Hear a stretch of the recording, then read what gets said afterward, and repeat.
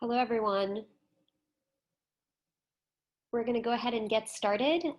Before we do, I would love to request for those of you who are able to please go ahead and turn your videos on. I selfishly would just love to see who is in the room. It looks like Kai is here. Hi, Kai.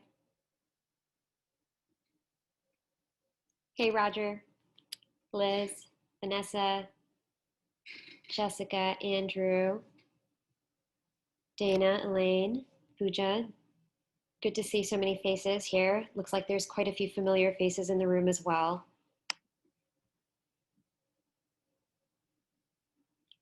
All right.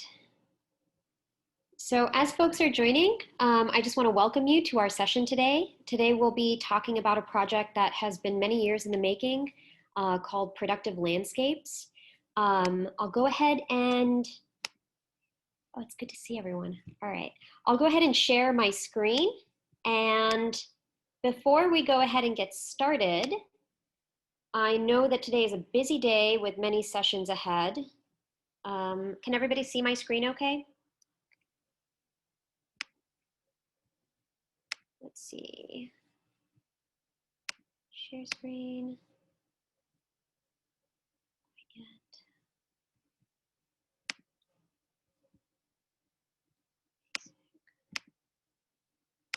All right, there we go. Let's go ahead and present. All right, how is that? I can't see anyone, so if someone can give a quick verbal confirmation and go back on mute. Yep, we've got it. Awesome, thank you. All right, so today we're going to be talking about Productive Landscapes, which is a project focused on making public land that is underutilized available for use in agriculture and for other beneficial uses towards sustainability and equity. I'm Miraj Sheikh, Systems and Strategy Manager for the Chicago Food Policy Action Council, and today I'll be presenting with Kai, who can introduce himself. Hello, everybody. This is Kai Funahashi. I am one of the GIS analysts at the South Suburban Mayors and Managers Association. We serve about 45 different municipalities in the south suburbs of Chicago, and I work with kind of a subset of those 45 municipalities in putting together data and maps for them to help with their local needs. All right. Thank you, Kai. So before we get started today, I thought maybe we could take a few moments to take 3 conscious breaths together. I know we've got a long day ahead, and so basically, if you're able to, please unfold your arms and legs, plant your feet on the floor, and we will be doing 3 deep inhales, holding them, doing a slow exhale, and repeating that 3 times. And I will go ahead and count us off at each step of the way. Any questions? All right, let's get started then. So deep inhale, 5, 4, 3, 2, 1. Hold that, 5, 4, 3, 2, 1. Slow exhale, 10, 9, 8, 7, 6, 5, 4, 3, 2, 1. Hold, 5, 4, 3, 2, 1. Deep inhale, 5, 4, 3, 2, 1.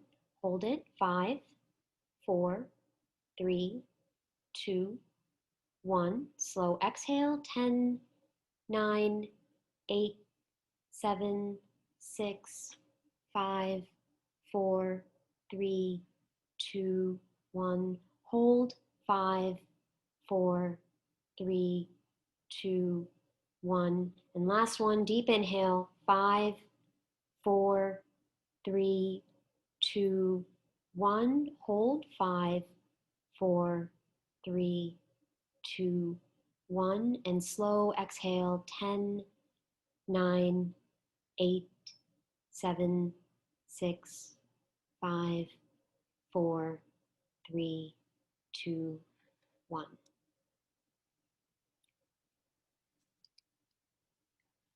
All right, how's everybody feeling? You guys can go ahead and use the chat window if you'd like to share out. We're going to be going into breakout groups just to get everybody in the room introduced.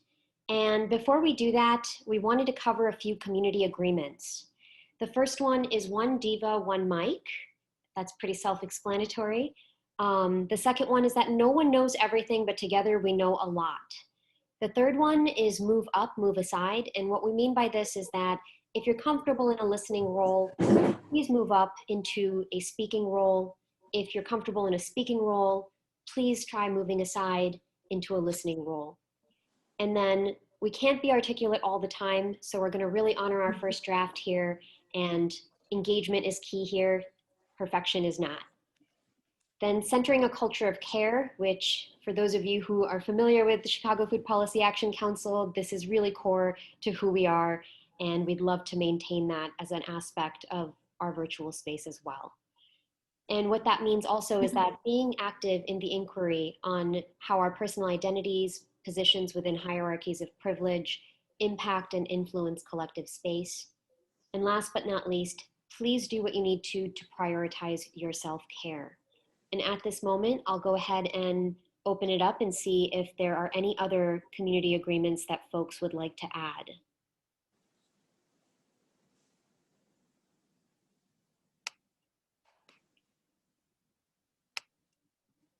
Everybody good?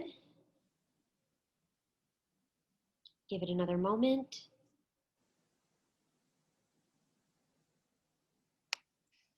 All right then. So we'll go ahead and get started. I'm going to be going ahead and breaking us out into breakout rooms, and we'll have about 5 minutes together to share out our name, our pronouns, organization, and to briefly share what brings you to this session. Okay, let's see.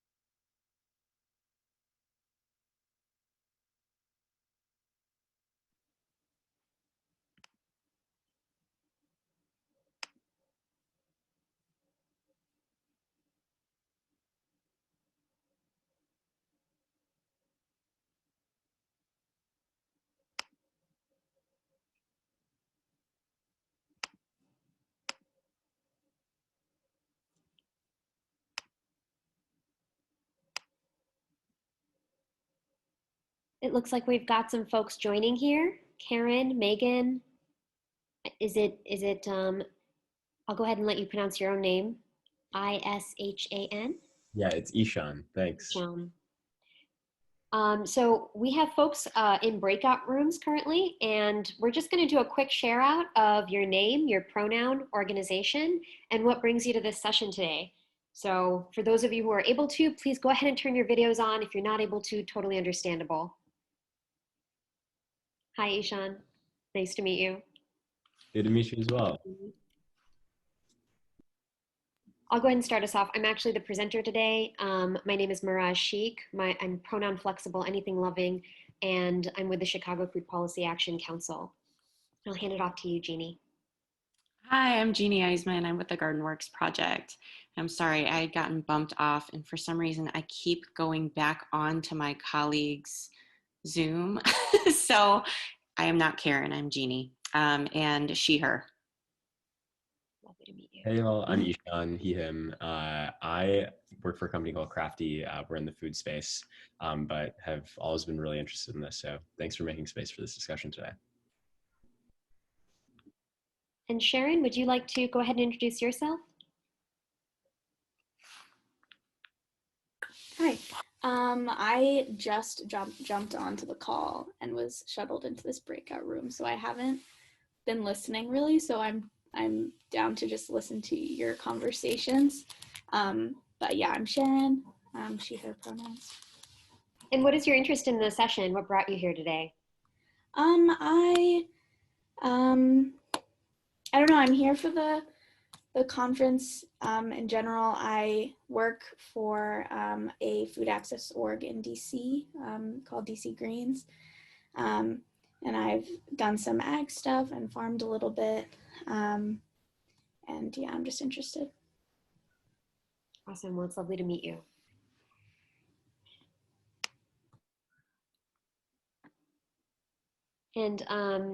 And Ishan, I don't think you mentioned like what was your interest in the session? Is there anything that specific that brought you here?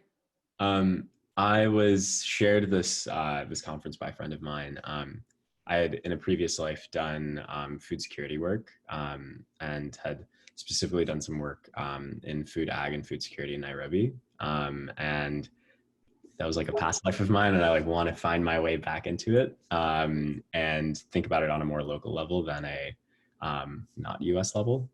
So yeah, just trying to like reintroduce myself into the space and just learn from folks that are currently doing amazing work. So Sounds yeah. great. And it looks like we just have Dolores joining us. Dolores, would you like to introduce yourself? We're in a breakout room currently. Technically, we're not in a breakout room, but we've created a makeshift breakout room. Looks like we lost Dolores. That's okay. So folks are going to be coming back in about in about 30 seconds or so. And I apologize, I'm kind of transitioning the breakout rooms while we're speaking as well. It's such a pleasure to meet all of you, and I hope that the session is informative and also gives you guys an opportunity to connect with other folks at the end. Lovely, thank you so much. Yeah. Yeah, thank you, truly. Oh, thanks. All right.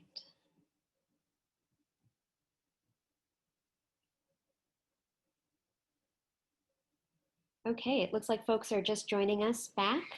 So we'll give that about a minute and I'll go ahead and start sharing my screen out again. It's lovely to see so many faces. And again, for those of you who are able to, we'll be going into breakout groups again at the end after Kai and I present. So please keep the engagement coming and turn your videos on when able to.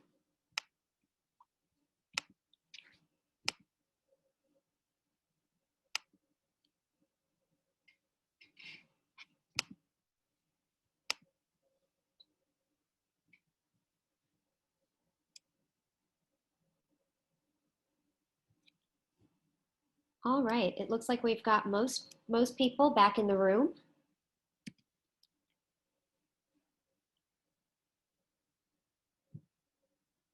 So for those of you who, came here with a specific interest in this session or really whatever brought you here, please feel free to share out with the room in the chat box what brought you here. Please feel free to share your name, your pronouns, your organization. Really let yourself be known in the room. A primary reason why we've come here together is to really connect and learn from each other. So while we're presenting, please feel free to engage with one another in the chat window as well. And we will have a chance to go into breakout groups again, a longer breakout group this time after Kai and I are done presenting on this work. So to start things off, I wanted to get into some of the reasons, some of the motivation, the impetus behind this work, which is really to utilize public lands that are not being utilized, that are underutilized towards sustainability and equity. And really the foundation of this work rests on the notion that public resources should equate to public good, that they should be utilized to create public benefit and public good.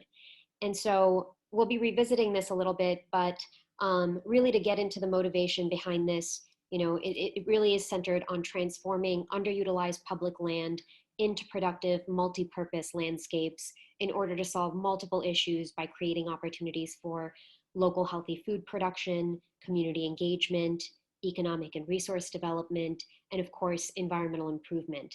And here in this lovely little graphic, you can kind of see how these multiple benefits sort of emerge through these different goals and how they might even intersect with one another.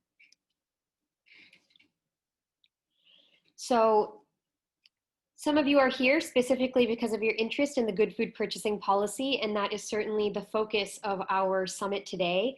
And with that, I wanted to connect this work on land access to the important work being done with the good food purchasing policy, which is of course a national initiative, which was adopted in the city of Chicago in 2017 and adopted by Cook County in 2018.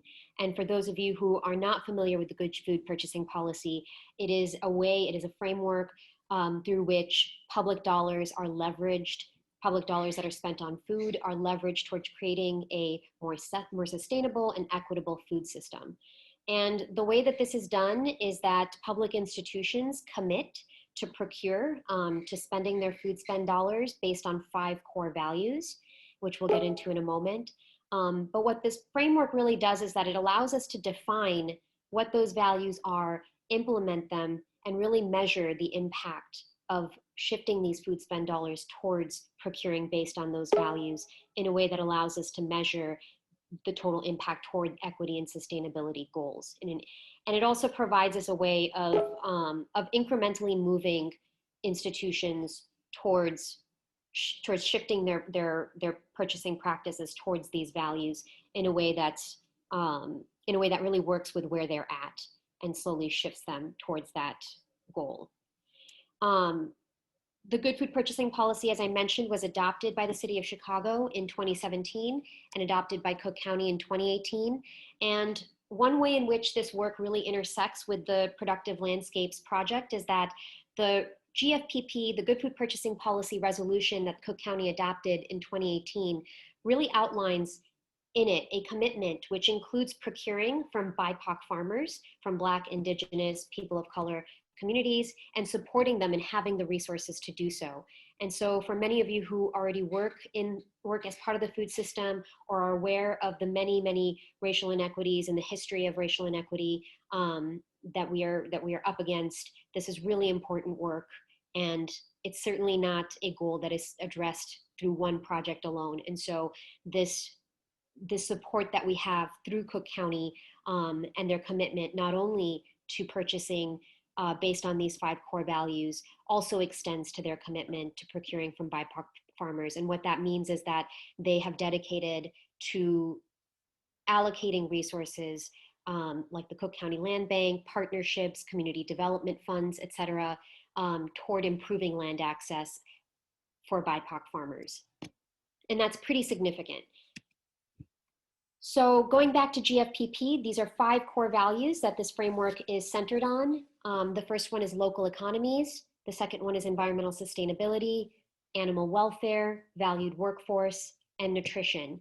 And if you look at that first goal of local economies, really it centers on supporting diverse, small to mid-sized food producers in the region within the 350-mile radius. And as many of you know, land access is a primary barrier for small to mid-scale producers. It's a primary hurdle in really creating that local economy centered on food. And so that's one way in which this project really weaves and connects with the Good Food Purchasing Program goals and focuses on really lowering that barrier for BIPOC producers specifically. So today I'm going to be giving a little bit of an overview on the history of this specific project. And I just want to underscore that, what I'll be talking about is a very brief 8-year history into this work.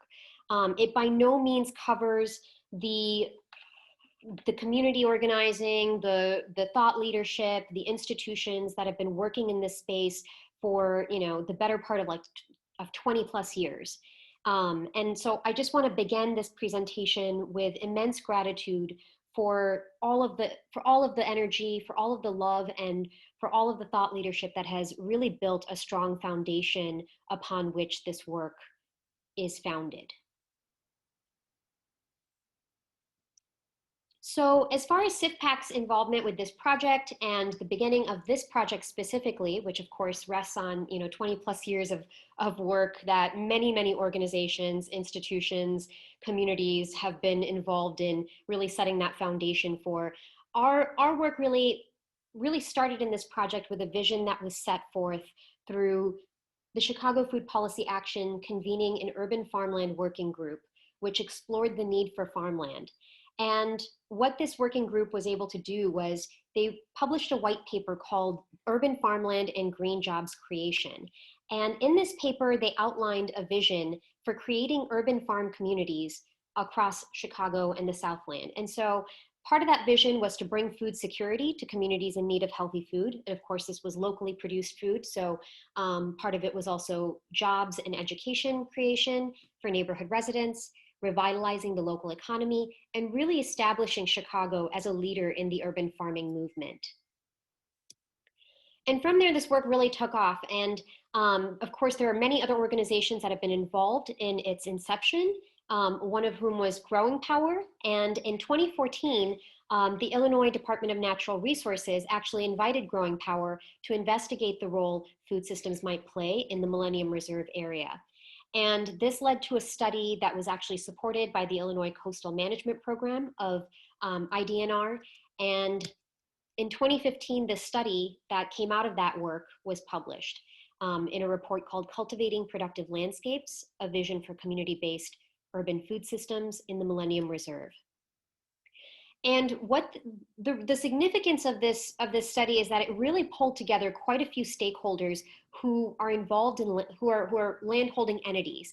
And these stakeholders included MWRD, the Chicago Park District, the Department of Planning and Development, Neighborspace, and Open Lands. It also produced the first maps that sort of identified vacant parcels of land that might be suitable for urban agriculture in the Millennium Reserve. And another thing that this study did was that it recommended that the Chicago Food Policy Action Council, because of our role as conveners in the food system space across the Chicago foodshed, that basically we convene a working group to really advance this work. So through the convening of that working group and over several meetings, over 5 meetings between 2016 and 2017 with 31 participants, several conversations were had. As part of these conversations, 27 different organizations participated, including farms, nonprofits, universities, land trusts, community organizations, funders, federal, state, regional, county, and municipal governments. And through these meetings, a framework which was grounded in values of equity, sustainability, and collaboration was really formulated. And this report it's a report that's available. You can access it through our website, chicagofoodpolicy.com. And the report is called Productive Landscapes in Chicago and the Southland. And it's a framework for fostering vibrant community-based agricultural clusters. And this is sort of the foundation of the work that we will be presenting today, which is very much centered on the framework that was proposed as part of this report. Another thing that came out of this report is that it really summarized the needed services in order to realize this vision of Chicago as a leader in the urban farming movement. And some of those services that are really needed is one, matching, which is one, identifying available land and matching it to prospective users who are aligned with community priorities, and ensuring that these land users' plans are really consistent with the priorities of the community. And so this is work that is sort of ongoing for us, and it takes many forms. One form that it takes is our direct work with communities, particularly communities of color. We have the Urban Steward Action Network, which is an alliance. It's a group of Black and Brown food producers, food businesses, and really community leaders in this space of food and urban agriculture, who are working together and really informing this work on a close level.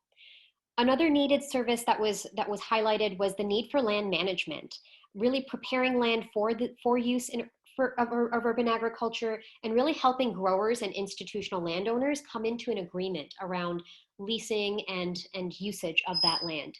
And this is ongoing work for us, which takes the form of, currently we are researching the different land use and land access policies of landholding entities across Chicago and Cook County, and really working with these stakeholders with whom we've had a longstanding relationship, going back to the white paper that was published, really spanning several years. So this work has been many years in the making, and these partnerships, not only with growers, but also with institutional landowners, have really contributed to advancing this conversation, which is focused on making those processes more transparent and more based in a equitable access food production mindset. Another needed service that was highlighted was the need for community connection, which is helping growers partner with community organizations to ensure that land uses actually support local priorities.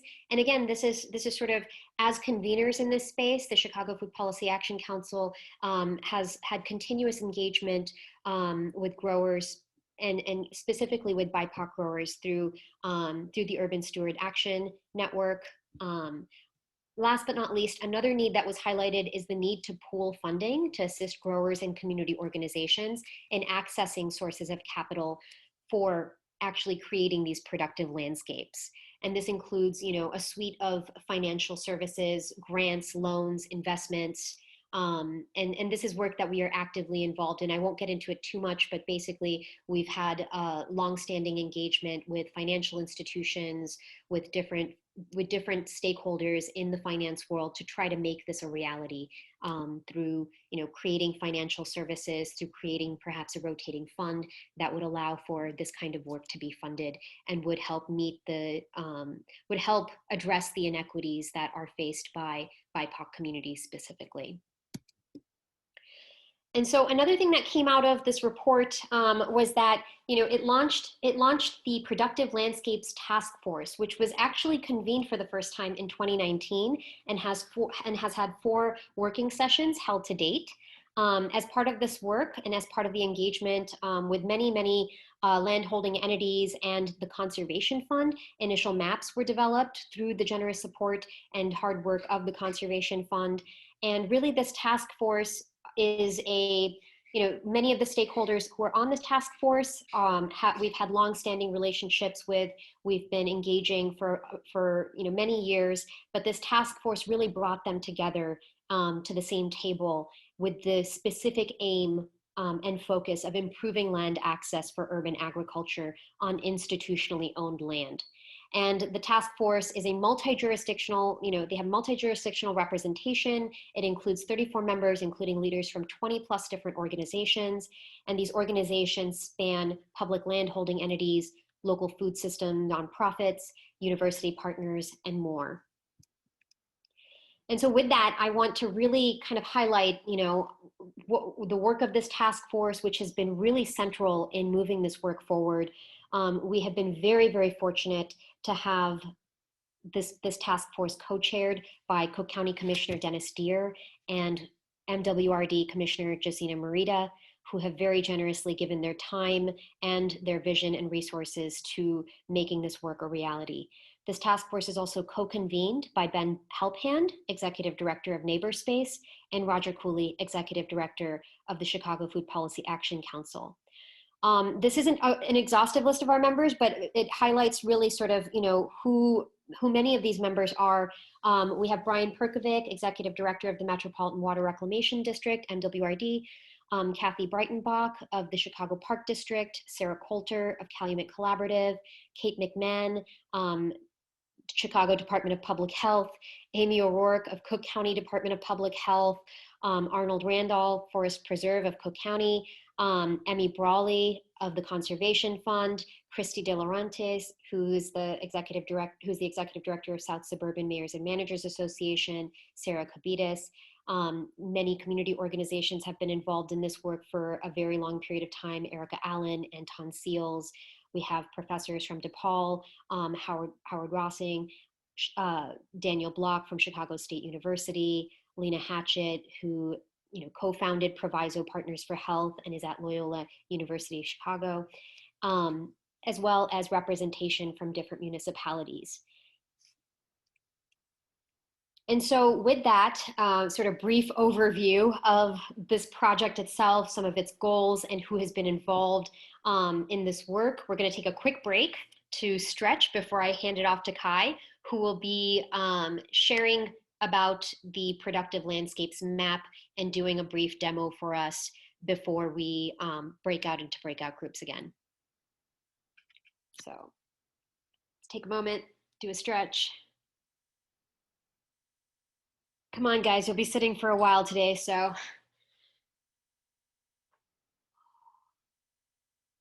right. Kai, let me know when you're ready, and I will go ahead and share the screen again and hand it off to you, and let me know when you want me to change the slides.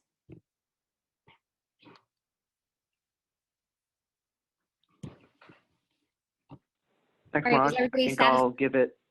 Uh-huh. I think I'll give it maybe about 5 minutes. Do you think that's good? Yeah, let's And do then- that.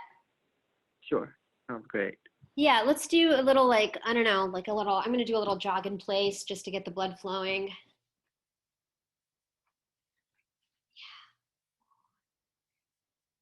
I know we've got a long day ahead, so yeah, all right. And I just want to also ask, are there any questions up to this point? Any questions from folks that we can address before Kai gets into the map? We might get into this later, but I'm wondering if someone could talk about the geographic extent of what like the Millennium Reserve Area means, and if land is strictly focused on like in-ground work, or is land like any productive potential like rooftop or whatever site that can be converted into productive growable area. So the Millennium Reserve Area is actually on the south side of Chicago, extending into like where Indiana kind of butts up. But this work is actually goes Chicago and across Cook County and suburban areas. So you'll get a chance to really see that on the map as Kai does an overview of that. And really right now we're focused on improving land access with on public land. And so it isn't so much on infrastructure, but really on underutilized land. But of course the potential of this work goes far beyond that. It goes beyond even public landholders into private land potentially.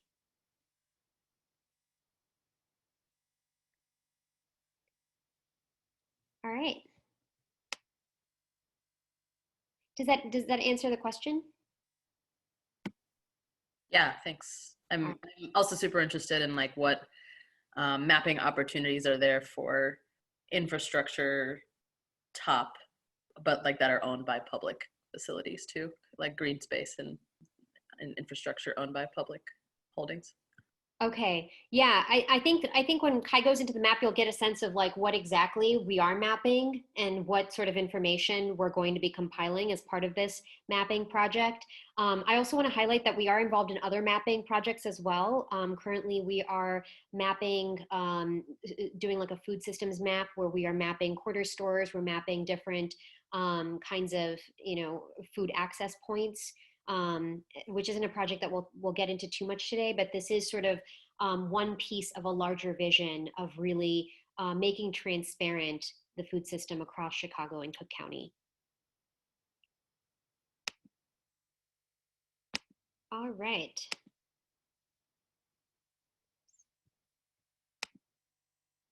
Let's see. Give me one moment. All right, there we go.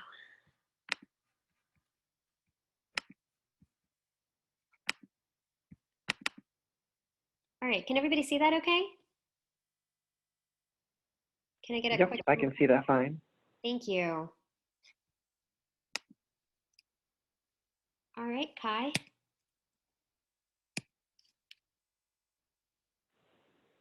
All right, thank you, Mirage.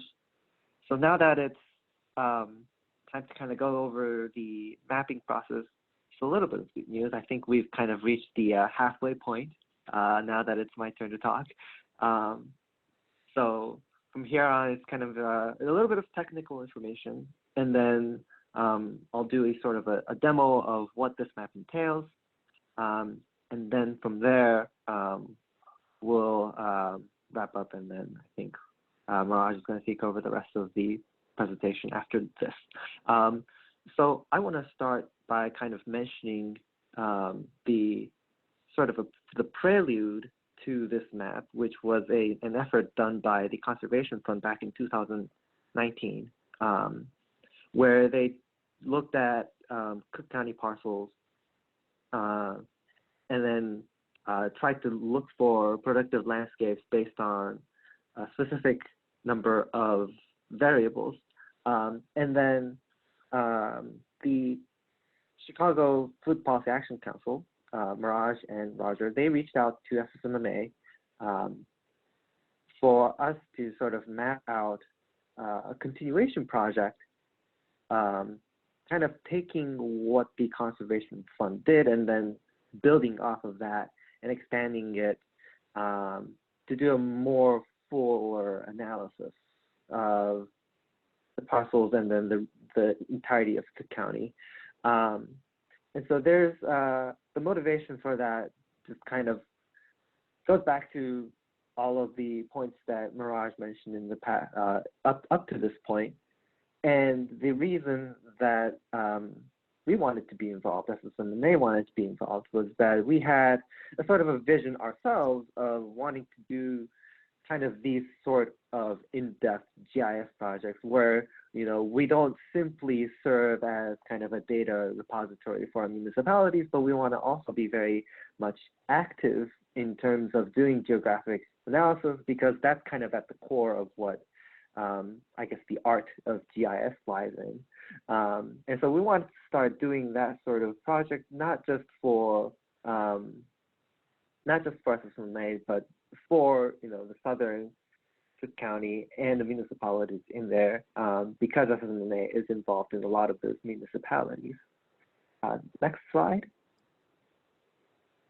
So I'm going to briefly talk about the methodology for this map, and then I'll show you what that map exactly looks like, and then how it's used and what it can be used for, and the further visions that we have in terms of the future of this map and how it can help in the broader projects that lie ahead for us. So there's two main parts to this map that we have, and there's a bottom-up analysis, and then there's a top-down analysis, and then I'll kind of show you once we get into the map, and once I start doing the map, I'll show you where all of that is. The bottom-up analysis, I'm going to start with that, is kind of looking at the geographic and the demographic factors within Cook County, and so that's kind of looking at census tracts, Chicago communities, the demographics within those little areas, and then tracking other factors as well, including vehicle ownership, so the proportion of households within a census tract that owns a vehicle, or the USDA food access rating for that census tract.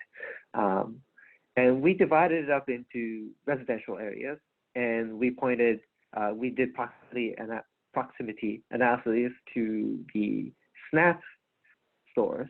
And so that's another variable that we included. And so the main idea for this bottom analysis is to identify residential areas that are in need of investment and resources.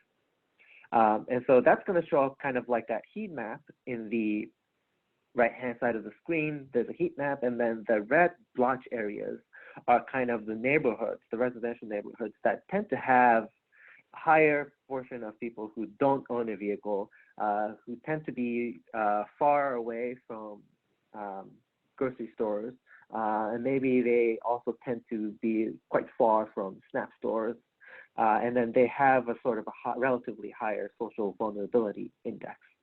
And so that's the bottom-up analysis. What do we do with that? Well, we match that up with a top-down analysis. I'm going to talk about that in the next slide. Next.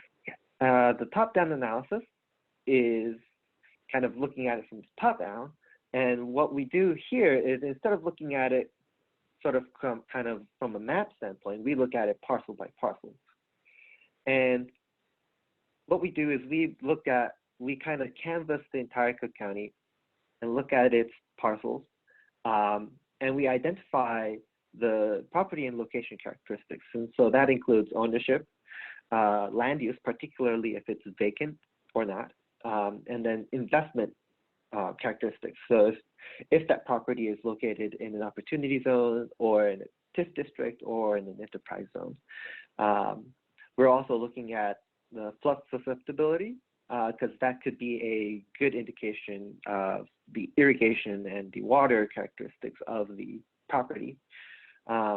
We also kind of looked into the Chicago urban agriculture data set, and we brought that in as well. And so that's another variable that we considered. And then the proximity of that property to transit, so a metro station or a CTA station or whatnot. And so the main idea for the top-down analysis is to locate individual underutilized properties. And so now that we have a top-down analysis and a bottom-up analysis, we have a sort of, it's almost like, you're doing a painting and you're finding the canvas to draw on, and then with the top-down analysis, you're figuring out exactly what to draw. And so if you hit next, Mirage, the intersection of the bottom-up and the top-down analysis, that's where we anticipate the largest return on investment. And so this is where we want to prioritize, and maybe we want to invest in doing some urban agriculture in where the top-down and the bottom-up analyses intersect. Next slide. So here, I think I'm going to start a screen share from my end. And what I'm going to do, your co-host. What I'm going to do is I'm going to pull up the maps, and then we'll do a screen share. Let me log in real quick. So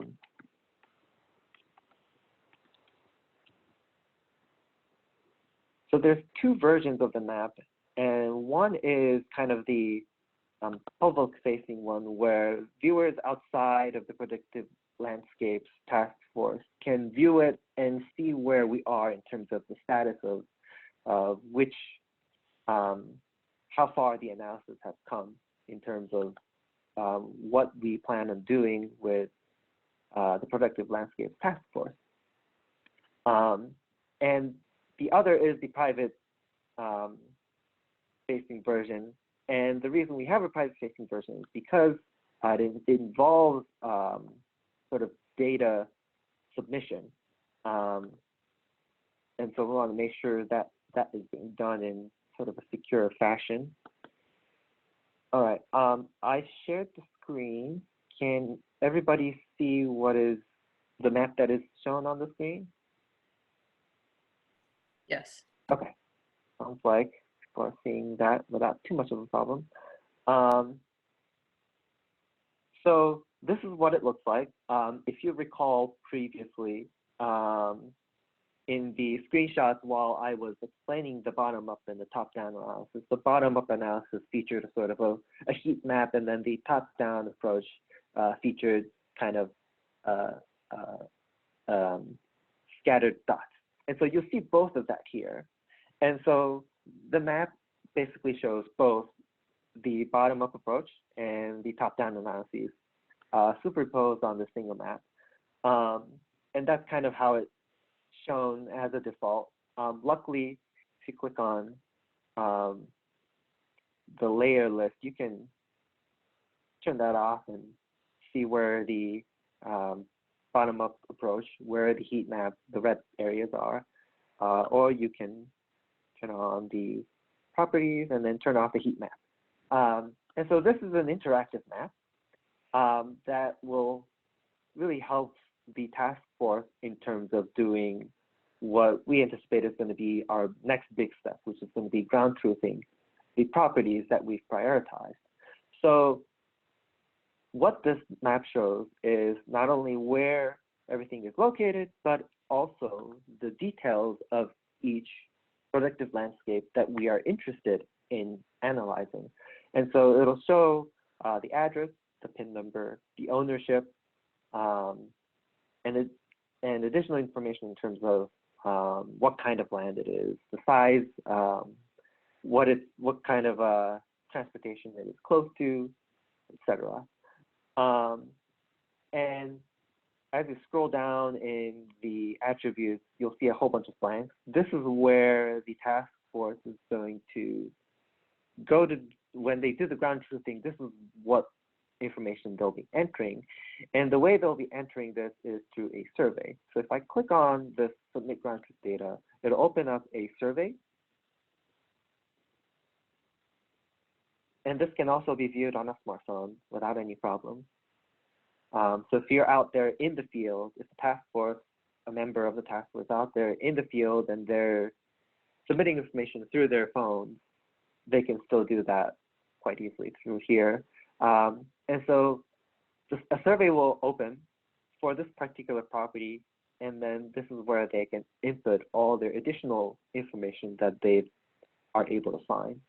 So the main idea with this ground truthing is what we've gathered to create this map is a lot of open source material.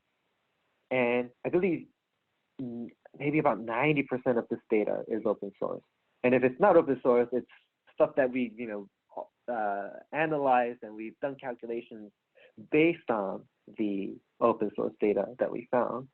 And so this is where we have the opportunity to kind of fill in the holes and the questions that we have, the additional details that we want to know that isn't open source.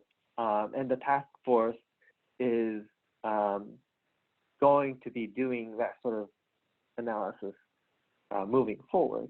And so the survey here is designed so that that sort of new information can be added so that we can start to fill in those holes and then do a more comprehensive prioritization after we gathered that information.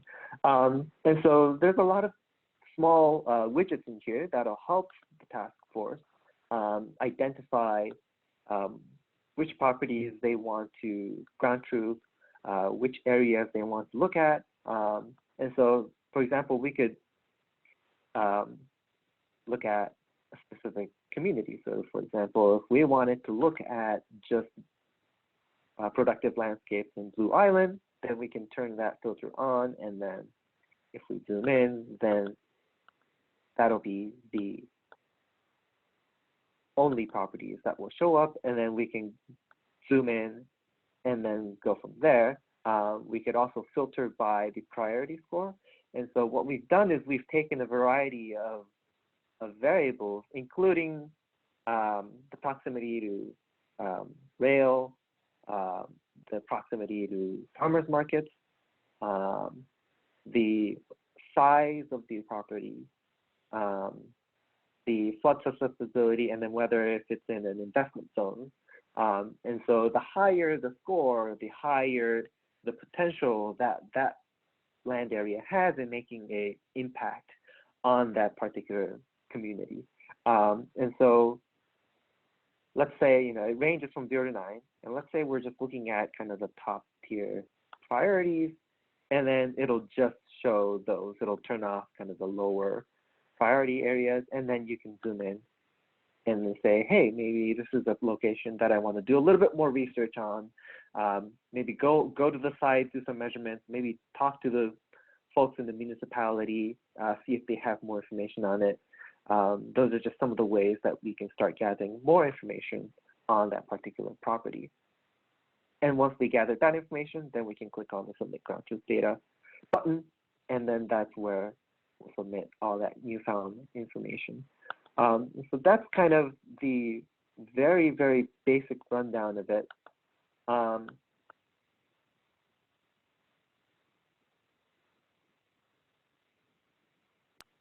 Kai, would you be able to turn the heat map off and really zoom in on the parcels, the parcel points?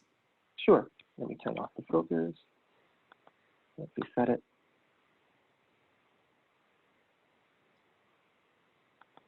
So I don't know if that's There we clear, go. but each of those, and if you really zoom in on that, Kai, like to really show like the individual parcels. So each of those dots is a land parcel that is potentially an underutilized parcel of land, but not all of these would be appropriate for agricultural use, of course. We have to ground truth that data in order to see whether that land is viable for use in agriculture. Right. And many of these, sorry, go ahead, Kai. Sorry. So as an example, this is when you zoom in, these point to a specific parcel. And let me turn on the parcel boundaries. Parcels. So each dot will correspond to one parcel. And so you can see that, just based on this satellite imagery, these parcels here are vacant, and probably the reason why these aren't marked as the productive landscape is maybe they're privately owned, and so they're not flagged, whereas these might be publicly owned. And so that's kind of one of the variables that we've considered. We want to be prioritizing publicly owned land areas first.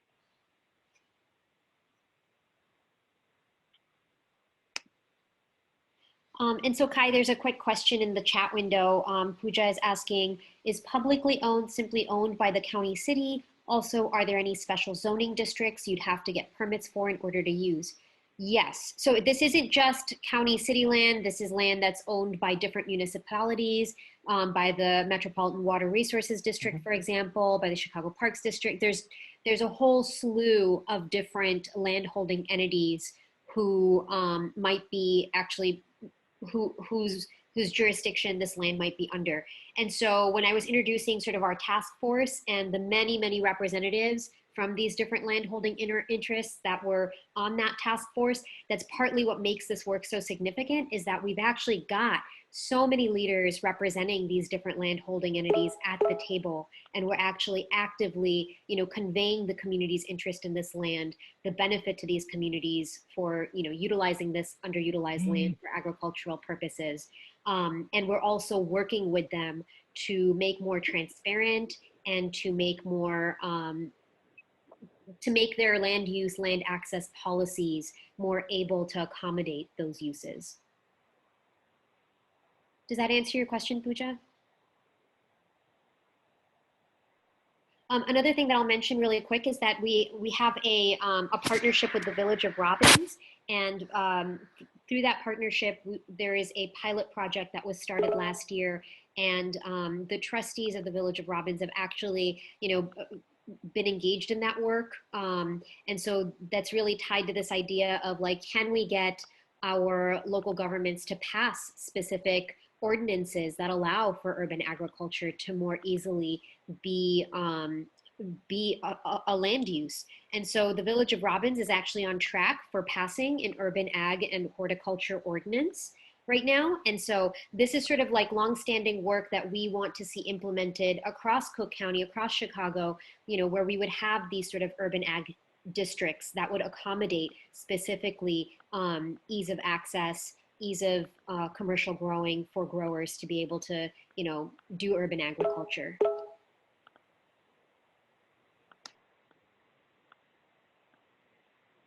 So just as an example, I just zoomed into Robbins, and here we're finding a whole bunch of essentially land that we find, a lot of potential in terms of being a productive landscape. And so, this is one area that maybe the productive landscape landscapes task force can kind of look into one day. And I know Robbins has had, a lot of, in the past, a lot of public land that hasn't really been used. So this could be a really good opportunity for them.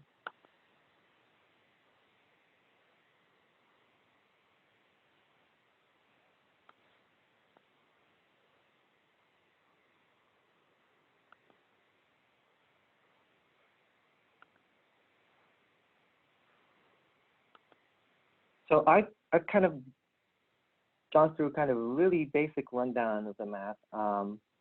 We did a tutorial session with the Productive Landscapes Task Force, which kind of goes into a little bit more detail of how they can submit data and how they can look for specific locations that they want to focus on. But this map is also available for the public to view. The public won't be able to submit anything, but they can still view the status of which landscapes have been ground truth and which haven't been and whatnot. And we have an information page that you can link to directly from the map. The link is also in our presentation, where it'll detail what layers are involved, what variables we've used, and then a little bit more detailed methodology of both the top-down and the bottom-up approach that I briefly explained, with a little bit more calculations of how the priority scores were derived. So that's available to view as well. I think I'm gonna hand the screen share back to Mirage and make a final couple of points before I hand it back to her fully. Is that okay, Mirage?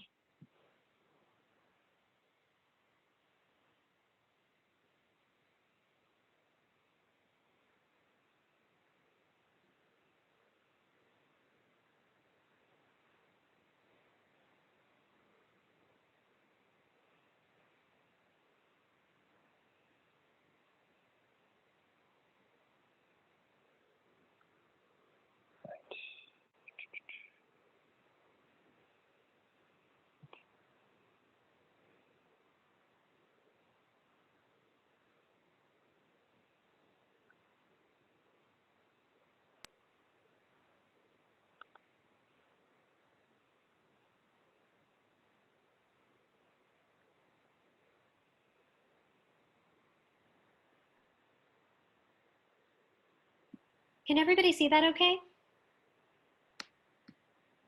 Yep, I can see that fine. All right. So another thing that I want to really quickly touch on is that when Kai was clicking on those individual parcels and you saw that ground truthing survey come up, in that survey is also huge opportunity. I'll kind of really briefly go back to the slide that we showed here, where we've got connection to communities highlighted under community engagement. We have sort of this whole jobs and economic development potential benefit coming out of the economic resource development portion of this work. And so even with something like the ground truthing phase, there's a huge opportunity to potentially participate in workforce development initiatives, to engage youth as part of an educational program that allows them to actually engage in this sort of participatory research. And really, it's really an opportunity for skills building, for jobs creation. And as you saw with the map, there are so many parcels. In Chicago and Cook County is such a vast area that while we are sort of focusing in on high priority areas where food access is very much needed and where this urban agricultural work would benefit communities very directly. The potential for this work, like this map, has really created an immense opportunity for us to really engage communities and participate in workforce development initiatives around even just the information gathering and the transparency, making transparent the information that this map has the potential to hold and share out. Go ahead, Kai. Thanks, Maj. Yes, you made a really good point about the opportunities that the survey itself can actually have in terms of getting all that information. I did see one question of the open source survey. Is there a process or method to validate that data? So the survey itself is not going to be open source. The data that we've collected to create the map was open source, and the open source data that we gathered came from county or IDOT or Metra. And so we've only grabbed data that came from official agencies. In terms of the survey, we can always, if there is a piece of information that we saw that was submitted through the survey, and then we think, maybe that doesn't look quite accurate, we can always go back and double check and then resubmit that data with the correct information. So it's not like this one-time thing where you submit it and it's finalized. It's you can have multiple iterations of revising. If we find that underutilized land is not fit for urban ag, are there other ways that you suggest? So I think this question, so the question is, if we find that the underutilized land is not fit for urban ag, are there other ways to leverage the land to benefit the communities? I think this question kind of is a really important one that should be asked not only in this presentation, but also kind of in the broader perspective of what we plan on doing in terms of transparency of which locations have the potential of making an impact on the specific communities. The focus here, while it has a tendency to kind of have the focus for urban ag, we also have visions of maybe we can have, for example, there could be a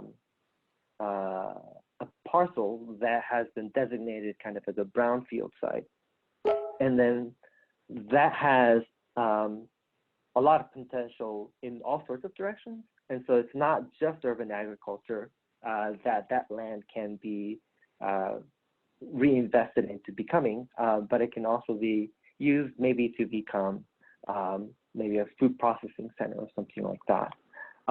So there's a lot of different ways that we can ground truth the parcel and then kind of give notes on how it could be utilized, other ways, other considerations that we could make on different parcels around the area. The map itself right now is kind of, we've just started finalizing the map, and then we're hoping to get into the ground truthing stage. But the map itself also has a sort of future that we kind of envision in terms of being used to share data with other communities and other agencies. And as an example, we've done a little bit of talking with the Calumet Collaborative in terms of us sharing the data that we've gathered and them sharing their brownfield data that we've gathered, seeing if there's any ways that we can sort of synthesize those two to find areas where we could do a reinvestment of the area, not just for urban agriculture, but for other aspects, maybe food production or maybe land sales and things like that. We can also use this data and work with our own consortium, GIS consortium members back at SSMA. I know they have a lot of local publicly owned land that they want to reinvest in, and I think a lot of our municipalities also have this question of, hey, we have all this public land that we somehow accumulated over the years. What should we do about this? And so the data that we have from this map can also be used as a clue for what we can do with that. I know that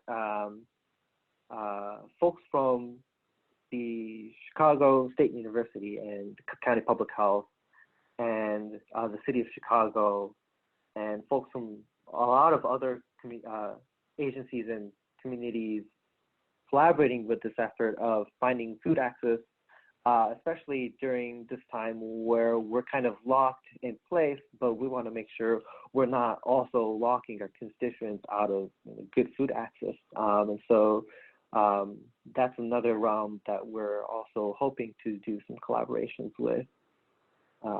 Next slide. And with that, I think Mirage and I will kind of answer any questions that any of you might have. Hi, I'm Dolores Castañeda. I live in South London, Little Village, and I wonder, you had that kind of, resource in Little Village community, like how we can support the community that way with food, because we really have, people always asking for food because they not have stable jobs or losing their jobs. And this is one of the issues we have in the community. Yeah, I can briefly answer that, Dolores. So all of this work is basically leading up to how do we address community needs that are actually grounded in community engagement.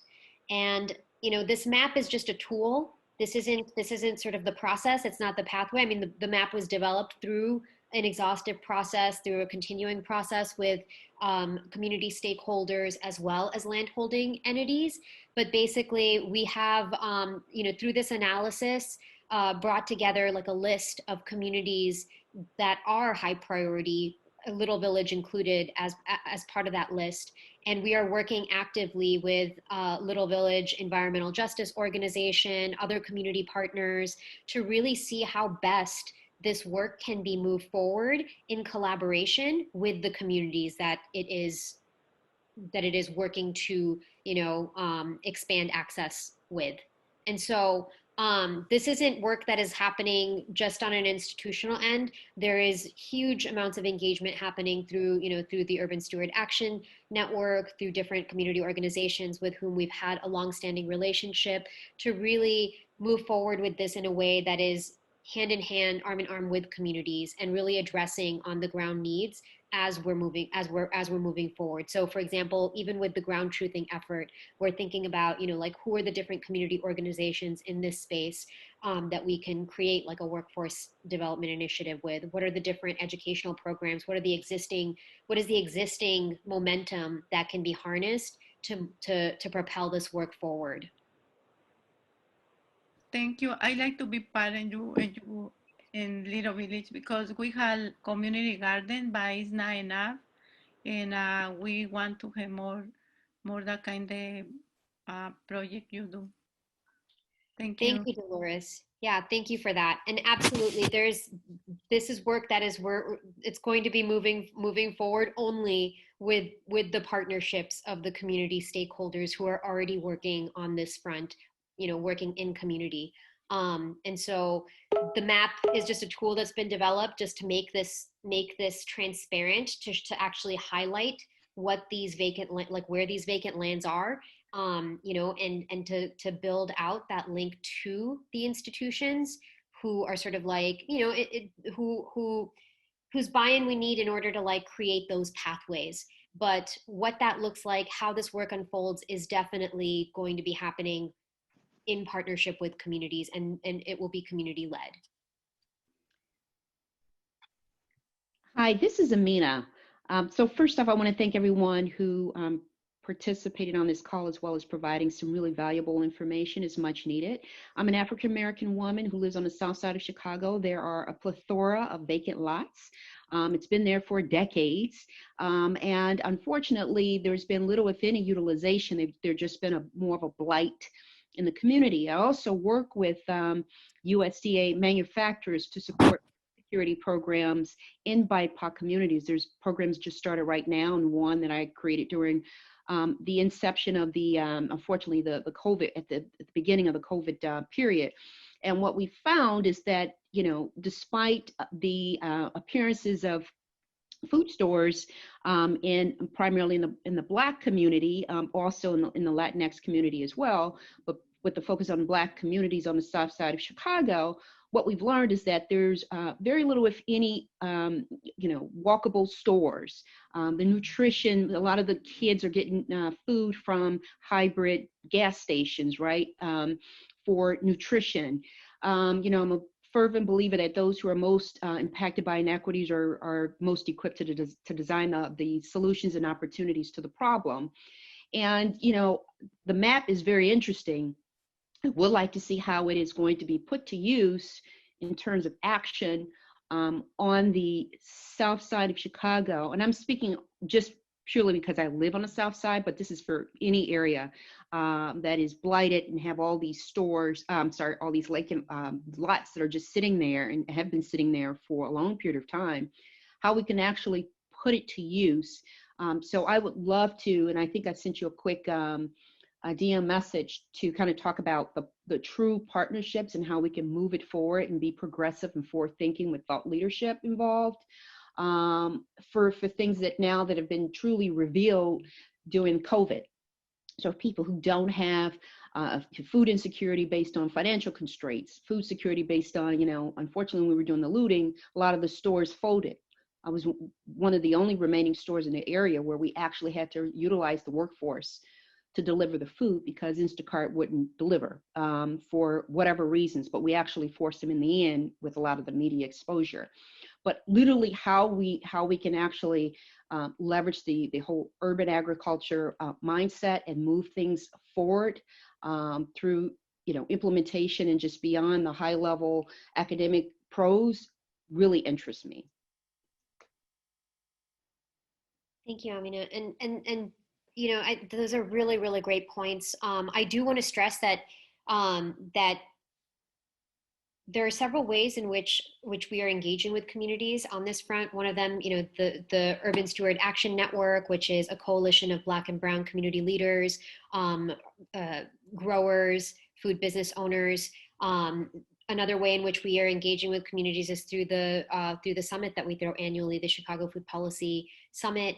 And none of this work is going to be happening like at any point without that engagement, without that constant engagement with communities, without holding sessions, without really, you know, and then another, actually I'm wondering, Roger, did you want to say something?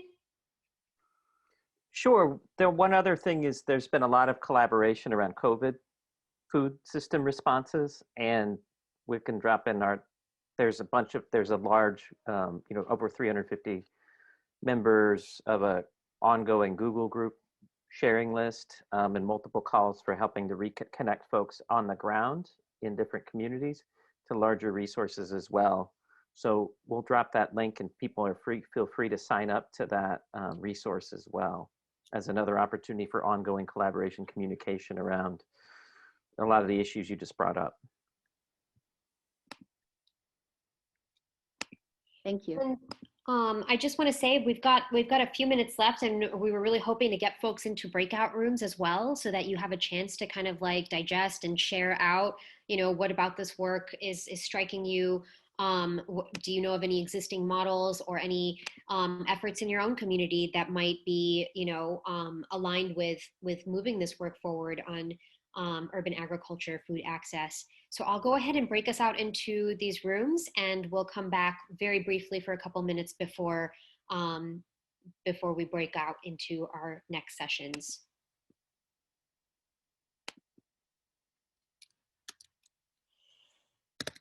And we'll go ahead and have breakout rooms for 15 minutes. Sorry, not 15 minutes, 10 minutes.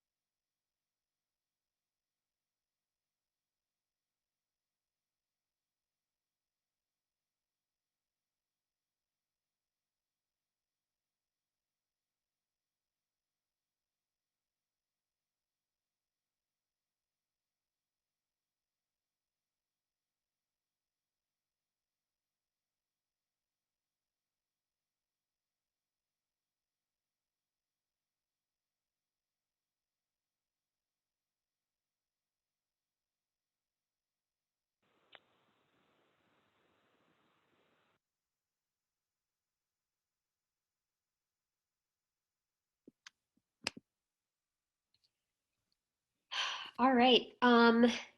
So I hope you guys had a chance to connect with one another and share a little bit more about your interest and continued engagement with this work. I just posted a couple of resources in our chat window. The first one is a link to be added to our rapid response team listserv and be in communication around the COVID-19 rapid response working groups that we've been putting together. You can just click on that Google form and enter your information if you would like to be engaged with that work. The other resource is our Urban Stewards Action Network. If you are a BIPOC community member who would like to be added to that group, you can email Asia Mohammed Castaneda. Her email address is listed right there. And I'm also going to put my email address in here for anyone who would like to engage further with this project or has any other questions that were not answered or addressed today.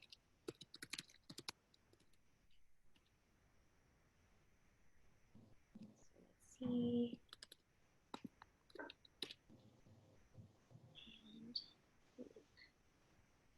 And Roger, did you have any information for folks as they're transitioning to their next session? Yeah. So real quick, we have a survey. It's a long link, but if folks could give a bit of feedback on the session.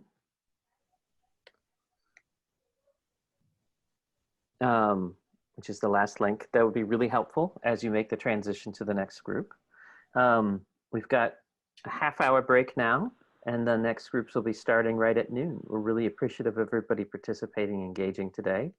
And thank you so much. But if you can, please fill out the survey. That'd be really helpful as feedback surveys. We're working on our new virtual conferencing and could use those lessons for moving forward. So thank you. Thank you, Mirage and Kai, for all your great presenting today. Thank you. I've also attached in the chat a link to the public-facing map of the protected landscapes, if anybody is interested in clicking around and going through that. Thank you, Kai. And as a real quick closing, I do also want to thank SSMMA and Kai for their brilliant work on this project and the Foodland Opportunity Fund for generously funding this work. Thank you. Really quick, I don't see the link to the map. I'm not sure if you sent the chat to everyone. Let's see. Oh, you're right. Sorry. I will post that into. It's cool. Zoom messes with you. There we go. Like that. Okay, thank you. That should be it. Thank And you. I'll also go ahead and link the info page, which accompanies the map.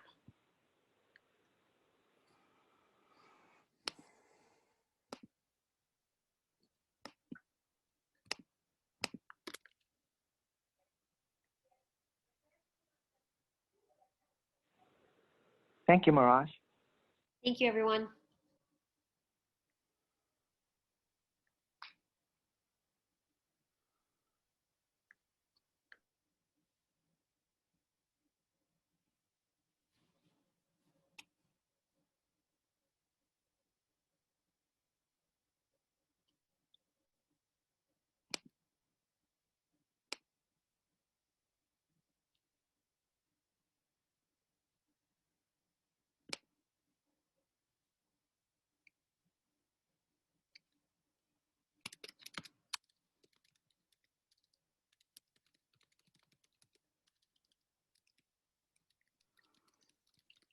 We'll leave this window open for a couple more minutes, so grab anything you need from the chat.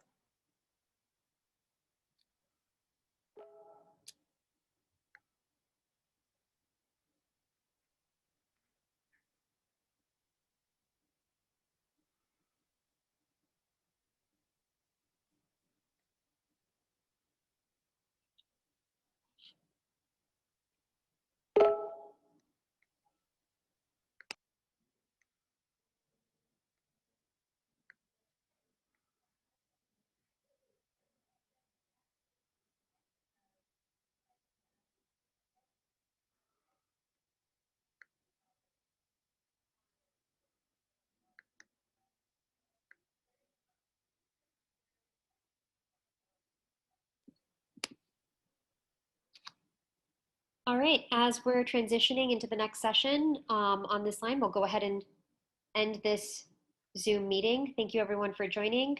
And if you have any other questions, please feel free to shoot us an email and we will get you in touch with the right resource.